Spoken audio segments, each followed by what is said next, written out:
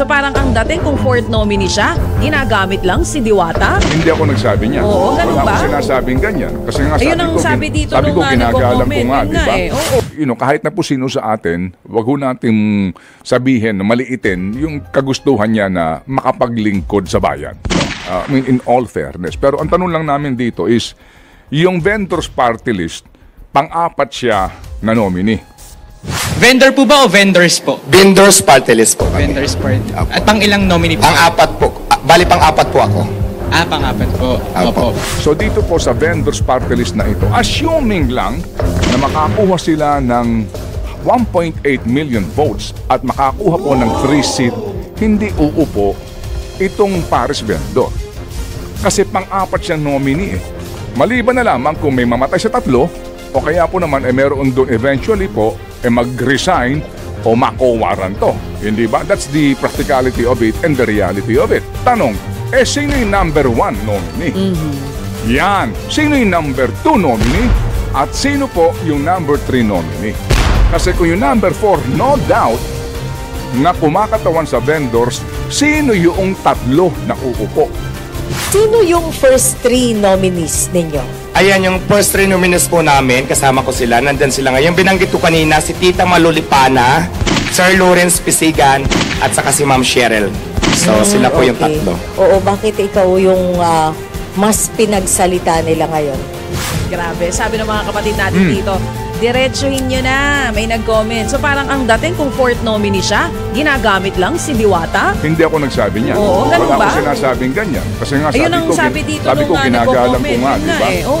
Kasi alam ko din naman na mas marami magtatanong pag nandito para sa akin. Kaya ako yung umakyat talaga. Nag-voluntary para umakyat dito na ako na lang yung magsalita. Okay. Okay, sumikat po itong vendor po ng Paris nga dahil sa nag-viral siya, di ba? Walang question dito po kay Diwata. Klaro naman, di ba? Totoo siyang vendor. No? At hindi ho natin din aalisin yung, kahit na po sino sa atin, wag ho natin sabihin, maliitin yung kagustuhan niya na makapaglingkod sa bayan. No? I mean, in all fairness. Pero ang tanong lang namin dito is, yung vendors party list, pang-apat siya na nominee. Okay. Siguro mahaba-habang paliwanag ganyan dito ho sa usapin po ng party list system. Yung party list election, paano pa bilangan ng boto niyan, etc. So para ka makakuha ng at least 3 seats, 3 upuan sa party list, Aaron, sa pinakahuling halalan, more or less kailangan mo na makakuha ng kabuuan ng mga 1.8 million votes. That's the estimate. Yan ang depende yan. Kasi yung party list, yung 2% niyan will depend on the total numbers of votes cast in the party list. Yung palang medyo komplikado na, di ba? Di ba? Okay. How do you count the party list votes? Opo. Binibilang po yan sa pamamagitan po ng pag-compute muna sa lahat ng bumoto sa party list system election. Okay. So, yung pong kabuuan, meaning bumoto po si Juan de la Cruz ng party list A, party list B, lahat ng bumoto ho, hindi mo na binibilang kung anong party list. Kung ilan po yung turnout ng mga bumoto sa party list election. Yun po yun. So, total numbers of votes cast in the party list, 2% no ang kinakailangan mo. Yun ho ang batas. Tsaka natin pag-usapan sa ating Think About It next week, yun ho ano na nangyari, bakit kahit na hindi naka 2%, meron pa rin upuan. So, 2%. So, kinakailangan mo para makakuha ng 3 seats, kailangan mo ng 6%. Diba? Basic mathematics yan. O, sa mga pinakahuli pong mga party list election, 1.8 million ang pinakamalaki nakakuha. Meron nga daw mga 1.9, kaya 3.6 ang nakakuha po nila. So dito po sa vendors party list na ito, assuming lang na makakuha sila ng 1.8 million votes at makakuha po ng 3 seat, hindi uupo itong Paris vendor. Kasi pang-apat siyang nominee. Maliban na lamang kung may mamatay sa tatlo, o kaya po naman meron doon eventually po mag-resign o makowaran to. Hindi ba? That's the practicality of it and the reality of it. So, si Diwata pang-apat. Yun ang pong tanong namin dito, no? Kung ito hubang mga bagay na ito ay naiunawaan po natin lahat. Okay. Tanong, sino yung number 1 nominee? Yan. Sino yung number 2 nominee? At sino po yung number 3 nominee? Kasi kung yung number 4, no doubt, na kumakatawan sa vendors, sino yung tatlo na uupo?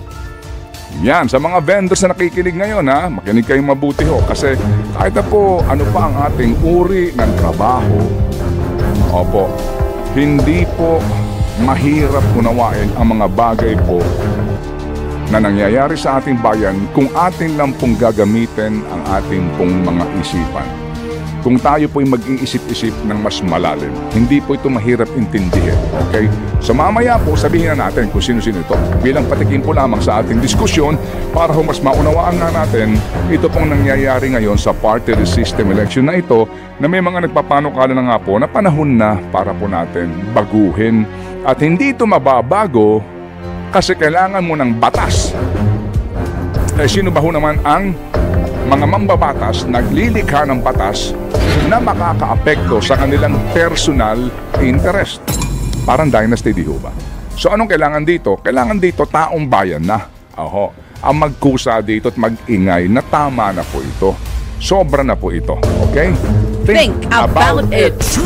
FM. Hi! Grabe, sabi ng mga kapatid natin dito, diretsuhin nyo na, may nag-comment. So parang ang dating kung fourth nominee siya, ginagamit lang si Diwata? Hindi ako nagsabi niyan. Oo, ganun Wala ba? ko sinasabing ganyan. Kasi nga Ayun ang sabi dito sabi nung ko ginagalang ko nagko-comment. nga, Yun di nga ba? eh, oo. Oo, ang kanya pong ang kanyang paglahok dito po sa kasi Pero nga bakit nga hindi ginawang first nominee? Eh siya yung totoong vendor. Ha? Bakit fourth nominee?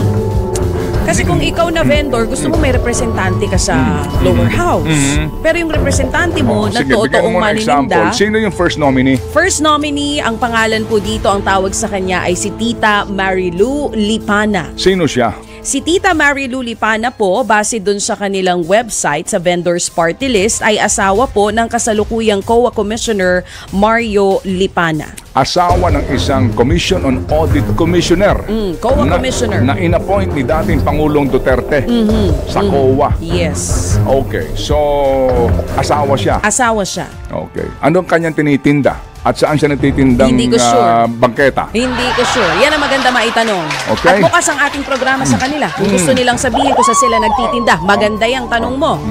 Yun nga yung sinasabi ko kanina, kung manininda ka, maganda sa'yo yung vendors party Hindi, list. pero sabi nga ng Supreme Court, hindi naman kinakailangan maging vendor. Yun na nga ang sinasabi rin kahapon ni Attorney Romy Macalintal. Pero natatanong lang. Basta ang advocacy mo ay tulungan ng mga manininda, pwede kang tumakbo na party Hindi, list. tsaka pwede rin ko sakasakali, bumibili ako sa vendor eh.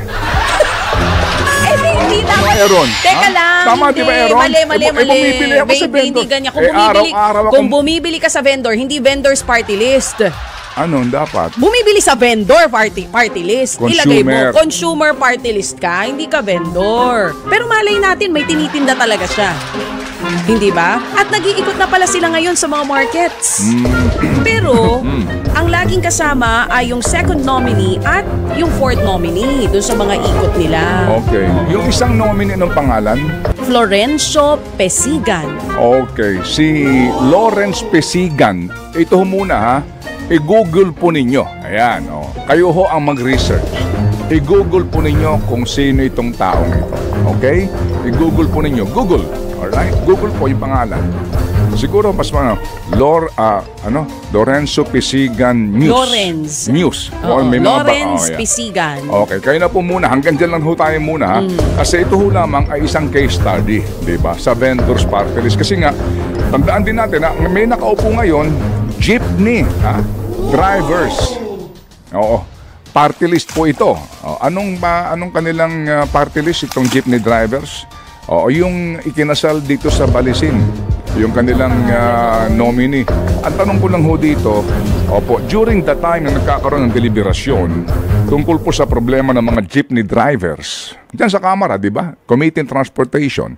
During the time po na may problema, ang ating mga jeepney drivers po na disenfranchised, tanong lang namin, tanong na ho ito nasaan ho kayo? Hindi, kasi namigay sila ng ayuda.